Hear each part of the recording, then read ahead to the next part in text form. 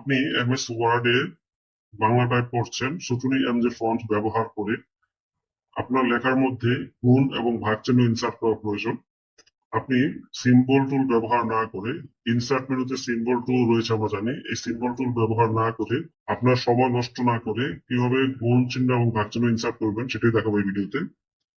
গুণ চিহ্ন ইনসার্ট করতে আমরা টাইপ করব দ যুক্ত থ, এবং ভাগ চিহ্ন ইনসার্ট করতে টাইপ করব স যুক্ত ট, দন্ত স যুক্ত ট। আমরা এখন এটাকে ইংরেজি ফন্টে কনভার্ট করব। আমরা জানি গুণ এবং ভাগ হচ্ছে ইংরেজি ফন্ট থেকে আসে। সিম্বলকে ইংরেজি ফন্টে কনভার্ট করে দিব।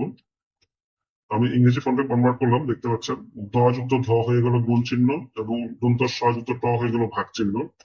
তো আপনারা বাংলা টাইপ করার সময় লেখার ধারাবাহিকতা নষ্ট না করতে চাইলে আপনারা এই পদ্ধতিটি অবলম্বন করতে পারেন। আপনাদের লেখা শেষ হয়ে গেলে এরপর আপনারা ফন্ট দুটিকে চেঞ্জ করে আপনারা চিহ্নে কনভার্ট করতে পারেন। ভিডিওটি ভালো লাগলে অবশ্যই লাইক করবেন এবং কমেন্ট করে উৎসাহ দিবেন। ধন্যবাদ সবাইকে।